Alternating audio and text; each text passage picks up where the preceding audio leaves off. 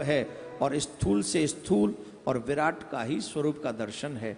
जितना भी आपको दिखाई पड़ रहा है भगवान के अतिरिक्त यहां कुछ भी नहीं है, कुछ भी नहीं है।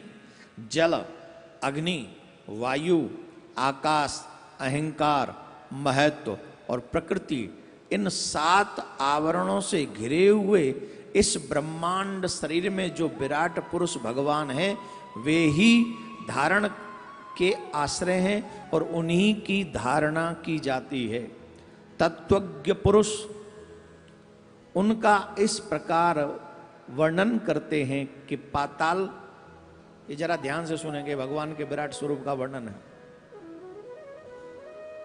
वैसे कथा सुननी चाहिए कमर सीधी रख के, भजन करना चाहिए कमर सीधी रख के, विद्या भी पढ़नी चाहिए। जब बच्चे पढ़ने बैठे तो कमर सीधी करके बैठे।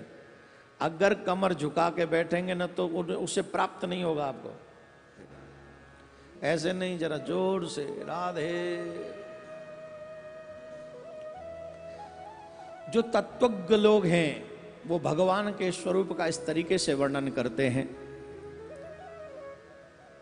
पाताल विराट पुरुष के तलवे हैं, उनकी एड़ियां और पंजे रसातल हैं, दोनों गुल्म एड़ी के ऊपर की गांठें महातल है, उनके पैर के पिंडे तलातल है।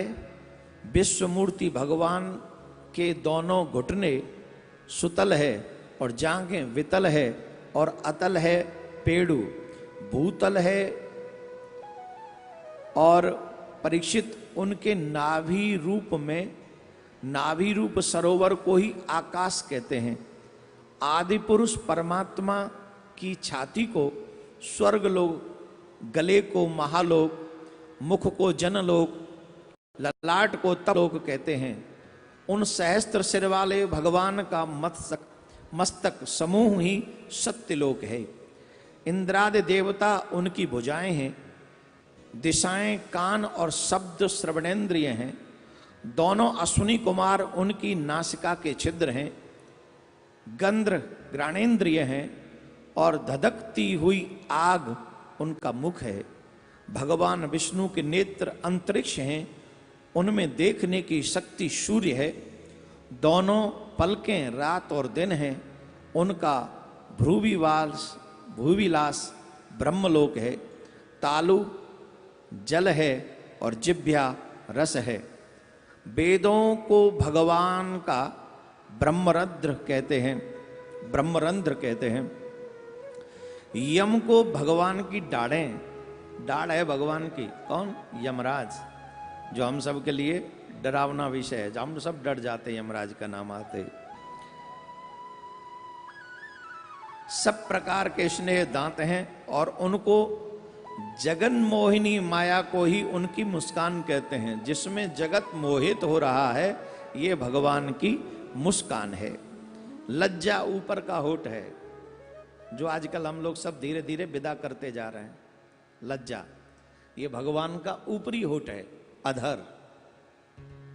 इसलिए हमारे यहाँ कहते हैं कि लज्जा एक बहुत बड़ा आभूषण है जो हमने धीरे धीरे करके खूंटी पे टांग दिया है। लज्जा ऊपर का होठ है और लोभ नीचे का होठ है। ये जो लोभ है ना, ये भगवान के नीचे का होठ है। धर्म स्तन है, अधर्म पीठ है। प्रजापति उनके मूतिंद्रिय है। मित्रा वरुण अंडकोश है। समुद्र कोक है और बड़े बड़े पर्वत उनकी हड्डियां हैं। राजन विश्वमूर्ति विराट पुरुष की नाड़ियां नदियां हैं। वृक्ष रोम है। परम प्रबल वायु श्वास है। काल उनकी चाल है और गुणों का चक्कर चलाते रहना ही उनका कर्म है। ये भगवान का विराट रूप का दर्शन है।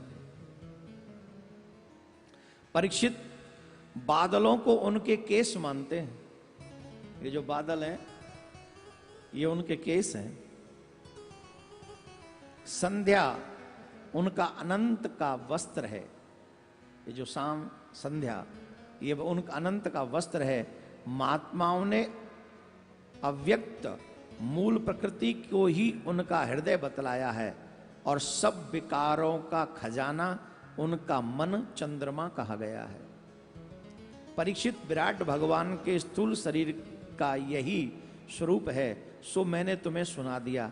इसमें मुमुक्षु पुरुष बुद्धि के द्वारा मन को स्थिर करते हैं, क्योंकि इससे भिन्न कुछ भी नहीं है। भाई आकाश, पृथ्वी, वायु, पाताल, 7 लोक नीचे के, 7 लोक ऊपर के, फिर अग्नि, वायु और ये सब हम लोगों के मध्य में नदी, पहाड़, पर्वत, इनसे भिन्न कुछ है क्या? इन्हीं से हमारा जीवन है और इन्हीं से के द्वारा हम रचे गए। तो इन सब में ये सब अभी जो आपने सुना कि परमात्मा का स्वरूप में बादल क्या है, आकाश क्या है, पृथ्वी क्या है, नीचे के लोग क्या है, ऊपर के लोग क्या है, ये विराट रूप का दर्शन अगर आप श्रवण कर रहे हैं, इसका मतलब है प्रत्येक कण में परमात्मा है।